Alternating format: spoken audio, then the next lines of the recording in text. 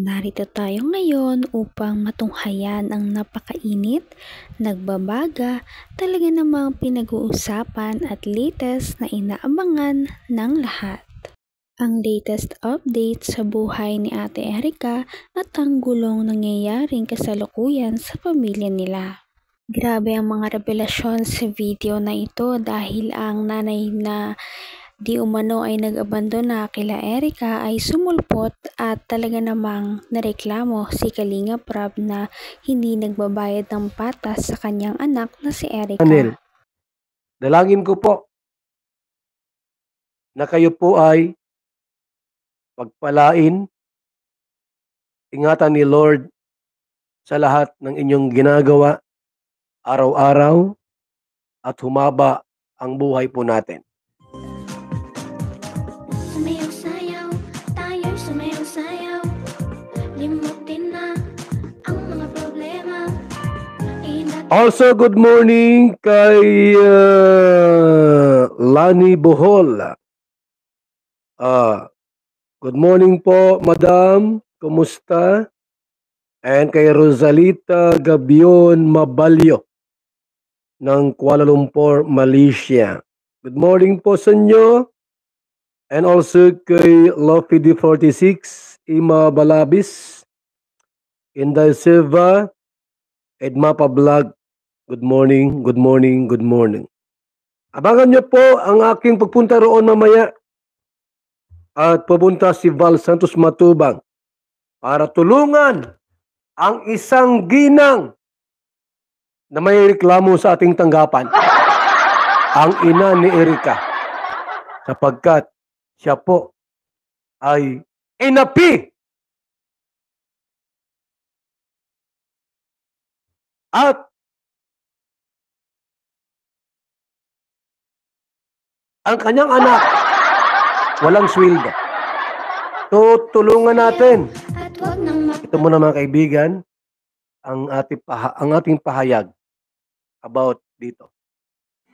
Isa na namang impormasyon ang aming nakalap mula sa aming trusted source, na di umano itong ina ni Erica na si Aling Gina ay lumapit sa tanggapan ni Kuya Val upang ipaabot ang kanyang saloobin at hinaing patungkol sa kanyang sinasabi na kahit isang kusing ay walang napala ang kanyang anak na si Erica habang ito ay i-vlog. Sobrang napukaw ang damdamin ng ama ng kalingap na si Kuya Val. Kaya nang malaman niya ang problemang ito, ay nakaramdam siya ng sobrang galit. Ako po ay labis pong nasaktan sa nangyari sa pamilyang ito po, sapagkat binablog yung anak ni Singkong Duling. Ang matagal na nawala na nanay ni Erica ay sumulpot ngayon ulit sa kanyang buhay at ngayon ay kasalukuyang nagrereklamo para kay Kalinga Prab dahil hindi nagbabayad ng tama sa kanyang anak. Ngunit tama nga ba at nasa lugar ang kanyang inireklamo o siya din ay may mali? Singkong Duling hindi malamang nakatanggap ng pera. Talagang sabi ko nga ni, handa akong mamatay para sa inyo. Ipaglaban ko kayo.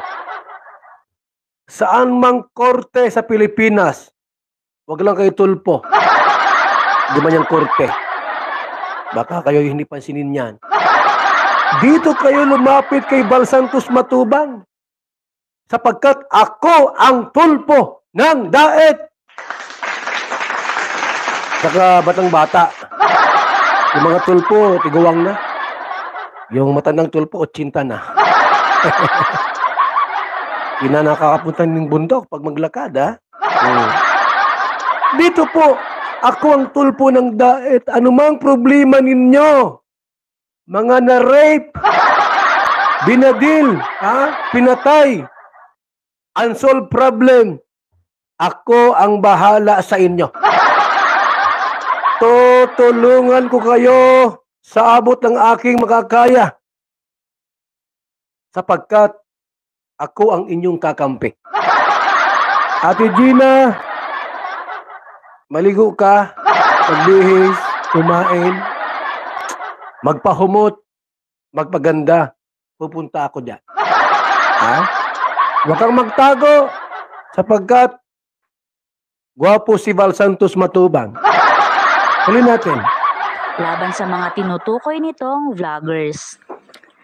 Nais din di umano ni Kuya Val na tunguhin ang tahanan ni Aling Gina upang tulungang makamit ang inaasam. Mamaya po, mga kalingap, abangan nyo po ang pagpunta ko doon sa bahay ni wag ginang po. Wag nanay, ate.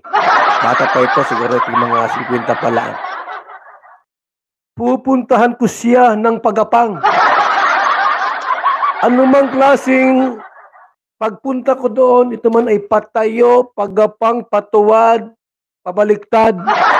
Pupunta ako kay Ate Gina, ang ina ni Erika po, para tulungan po natin. Di ako mabigay ng bigas, mayaman naman na yan. Marami na yung kwarta. Diyan si John A. Iwaning kwarta, gulping maray. Timba-timbang kwarta yan eh. Mabigay kang bugas, wag na. Ha? At yan ay hindi talaga papalagpasin ni Kalingap Val Santos Matubang dahil sinabi niya na siya daw ang tulfo ng Camarines Sur. At dahil dito ay naasahan siya ng mama ni Ate Erika na si Aling Gina na lutasin ang problema na ito. Kaya sa susunod ay pupuntahan niya daw sa bahay ni Ate Gina ito. Ang concern ko lang po sa kanila ay matulungan natin. Sapagkat may vlogger daw po na binablog yung anak. Hindi po binibigyan ng kwarta. After ng vlog, wala daw pong binibigay na pera doon sa anak.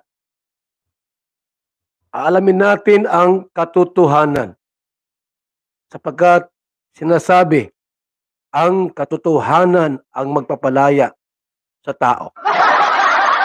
Huwag kang umalis at pupuntahan kita. Ate. At ninanais na hustisya.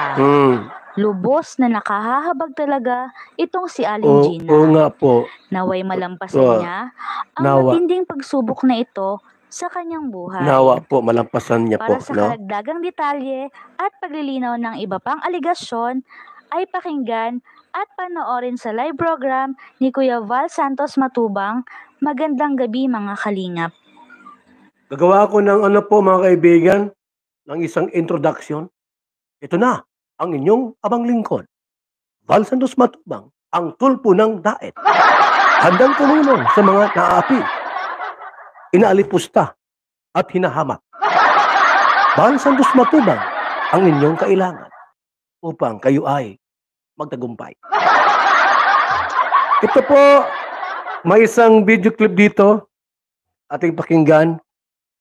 Itong bruhang ito. Ano ba itong? Si Bopil pala. Bopil. Gumawa siya ng short video. 40 minutes. Haba na. Pakinggan natin po. Huwag nating tapusin. Yun lang mahalagang bagay. Bukas ulit yung iba. Okay. Ito po. Atin mo ng palakbakan. Bopil Vlog. Sa kanyang video. Tungkol dito. Yung pera?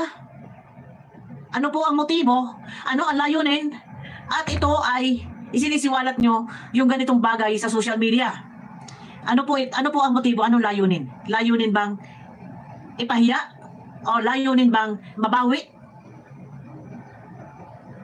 Tanong ko lang po, kung layunin bawiin, pwede naman po siguro wala naman kayong alitan. Samaan ang loob ni Kalinga Prab. Pwede naman po siguro na kayo ay nag-inbox, kinausap nyo ng masisinan o yung nagpadala. Grabe talaga ang mga revelasyong nalaman natin sa video na ito. Ano na kaya ang mangyayari sa pamilya ni Ate Erika? At hanggang dito na lamang muna magtatapos ang ating napakainit, nagbabaga at pinakainaabangan na latest issue ni Ate Erika. At yan ay pagpapatuloy natin sa ating mga susunod na video.